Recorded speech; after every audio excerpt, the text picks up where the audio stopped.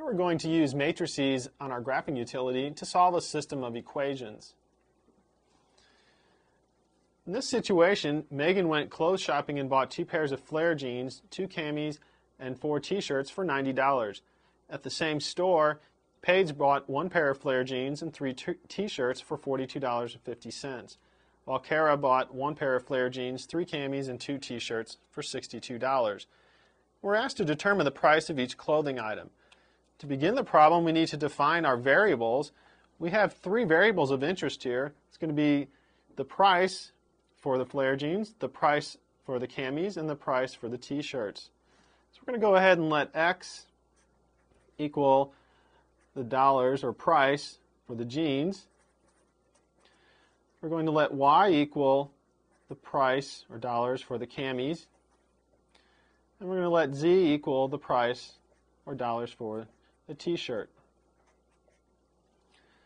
Next, we need to write a system of equations for this situation.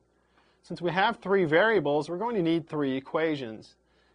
We can see from the problem setup that we can get an equation for what Megan purchased, another equation for what Paige purchased, and then a third equation for what Kara purchased. Each one of those deals with a total amount of money. So we're going to make a little note here for Megan, Paige, and Kara. We know that Megan bought 2 pairs of flare jeans, so she spent $2 on flare jeans, plus she bought 2 camis, so she spent $2 on camis, plus she bought 4 t-shirts, so she spent $4 on t-shirts, for a total of $90.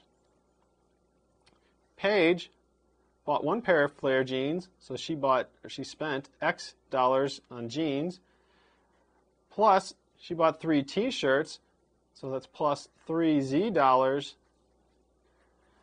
and for a total of $42.50. Kara bought 1 pair of flare jeans, so she spent X dollars on jeans.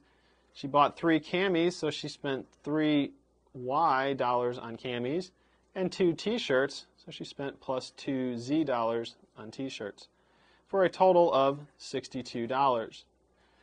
Now that we have our system of equations, we want to go ahead and enter this into our calculator. We're going to use our augmented matrix. Remember that the augmented matrix consists of the coefficients of the variables, and we also need the right-hand side.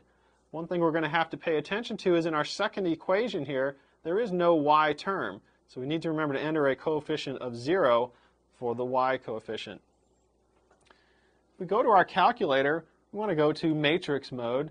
That's a second function on the reciprocal key, so we press second and the x inverse key. We want to edit a matrix, so we're going to move to the right 2 times to highlight the edit screen. We're going to go ahead and use matrix A, the first matrix. So we're going to pick matrix 1. We need to give it dimensions. We're going to have 3 rows and 4 columns, because we have 1 row for each equation. We get a column for each variable, and then 1 for the constant.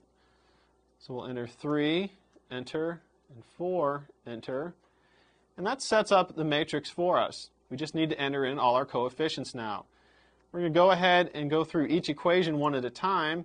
So for Megan, the coefficient on x was 2. We press enter. The coefficient on y was 2, so we press enter. The coefficient on z was 4, and we press enter. And then the constant was 90. Next we move on to Paige. We have a coefficient of 1 for x. Remember for y here our coefficient is 0. We need to put that in. For z the coefficient was 3 and the constant was 42.5. And then for Kara we get 1, 3, 2, and 62.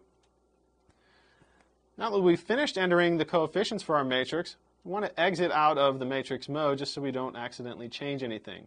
So we're going to quit by pressing second and the mode key. This quit is the second function. That gets us back to our home screen.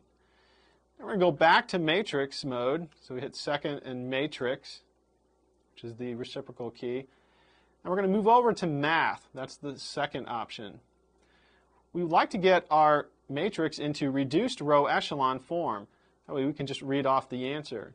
So we'll scroll down until we find RREF. That stands for Reduced Row Echelon Form. Hit Enter, and now it's asking us for the matrix that we want to reduce. So we go back into Matrix.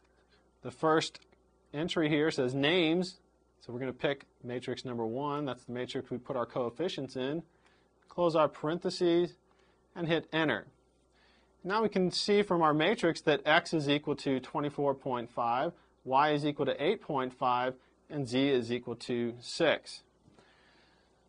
So coming back to our system, we can see that each pair of the flare genes cost $24.50. Each cami will cost $8.50. And each t-shirt will cost $6. And so we found the price for jeans, for the camis, and for the t-shirts.